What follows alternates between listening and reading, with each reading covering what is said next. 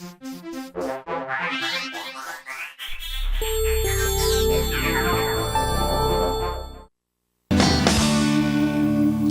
I don't know about you, but it's probably the scariest part of my whole house, the closet, and everything that you're going to find inside there. And as we come up to spring, it's time to get into that closet and get it all cleaned out.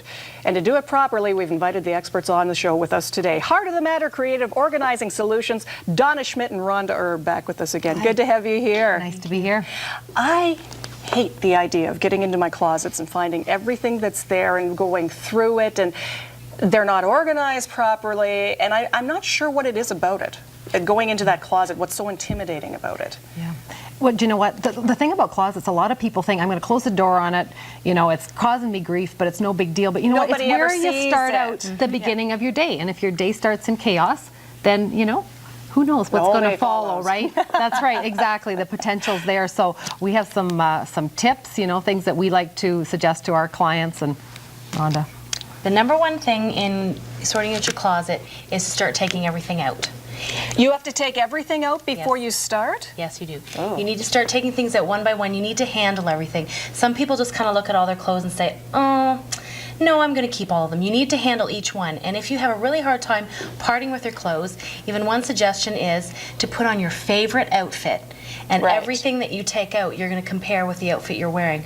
Now, do I like it as much as this? And you know, does it look nice on me, etc., etc.? Because oftentimes in our closets, we have clothes that are frayed or worn. Right. Out they go. Okay. Clothes that you associate with certain things, I'm sure you pull out an outfit and say, I remember the last time I wore that. And you just keep it there, but you really will never wear it again. Right. Out it goes. Then the clothes that you're going to fit into someday. I hate those clothes, but I've got them in the closet. Exactly. I've got the same ones, couple pairs of jeans, things that I keep thinking, well, someday I'll fit into these. Yeah. It's time to move those out. Okay. And for example, some people keep in their closets, in their primary storage space, the clothes that have sentimental meaning to them, like say their engagement outfit, etc., etc. It doesn't need to take up primary storage. I can't even remember what I was wearing. I have no idea. I do not sentimentally. In my kids' closet, because there are little outfits that they wore at certain times, or you know, you just, especially kids' clothes, when you get looking at them, it's hard to get rid of them. But you don't need to get rid of them. If you really want to keep them, that's fine, but they don't need to stay in your primary storage space in your closet. So you can take them and you can pack them up, and we'll show you some different packing techniques even today, that you can pack up the clothes and put in a separate spot. Because why do they need to be hanging in the area where you're going to be going to every day, because you're never going to put them on again? Exactly. Well, I know some people will say that their problem is they just don't have enough closet space. In our house, I think I'm almost the opposite. We've got so much closet space, but the problem is I don't have it organized properly. I look at it and think, you know, I could do so much more with this, or have everything laid out much better than I have it. And there are all kinds of great organizational solutions, the boxes, you know, the shoes, everything that's out there that you can put in them. There is all sorts of products available, and you know, that's a great step, but don't rush into it, Susan. First you got to do the sort I haven't and been the so purge. far. It's been almost 4 years since I've been in the house. I haven't rushed into anything so far. Point being, there are lots of great things available, but don't skip the step of having things in your closet that you love. Okay. You know, things that you don't passed on or are ready to pass on, or are having trouble pass on. Like Rhonda said, even box those up. Even if you're not ready to get them out of the house yet, they don't need to be in that primary storage space. I know somebody that does that will box things up that they want to keep or think they might use, and sets them aside for a certain period of time, 6 months, and then goes back to the box. And if she hasn't pulled it out by then, says, you know what, I'm not going to use it. Label that, you know, what date you put it there, and what's in it if you want to. I want to take a look at some of the things that you've brought with me, because my goal is to have my closet someday look like the examples that you've brought with you in the book. So what are some of the things, the practical things that people can use? Well, one really neat thing, and I don't know if folks are familiar with these are called pack mates. They're different sized plastic storage bags. We've kind of brought it before and after. This has a queen size comforter, small quilt, and a pillow in it. Okay.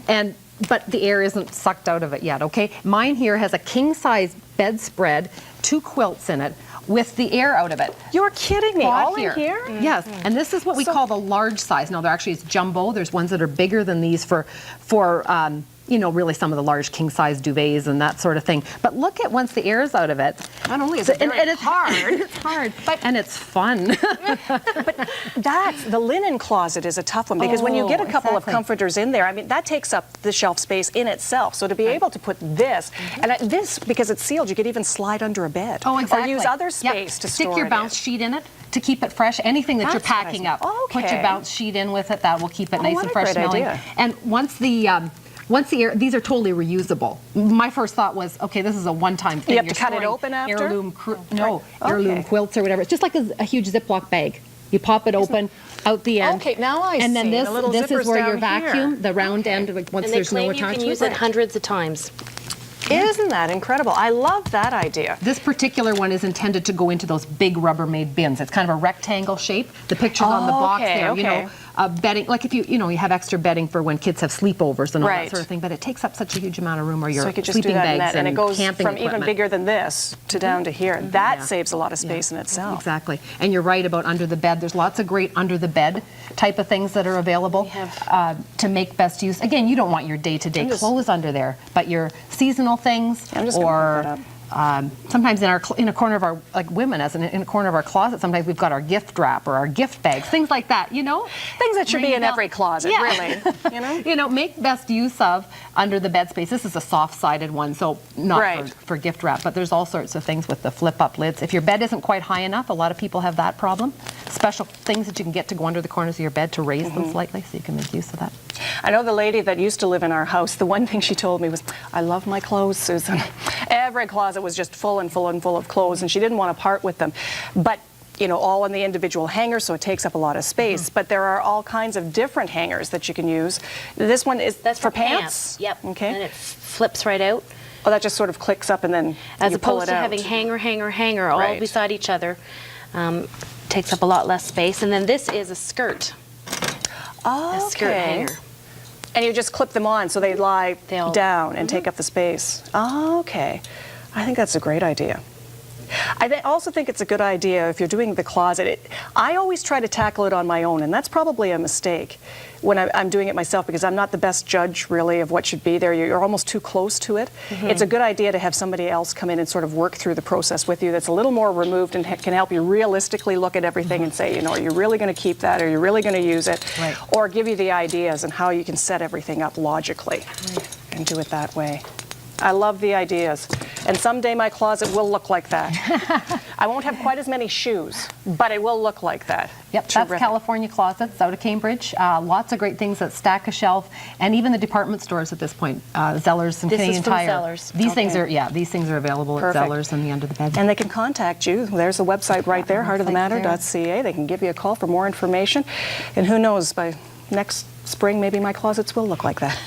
Thanks a lot for joining us. Nice to be here. Thanks, Susan. Take care. Well, coming up in just a moment, you know, the kids are getting ready for the springtime and the summertime and all the camps that are available out there. We're going to tell you about one special one that's coming up in just a moment. Stay with us.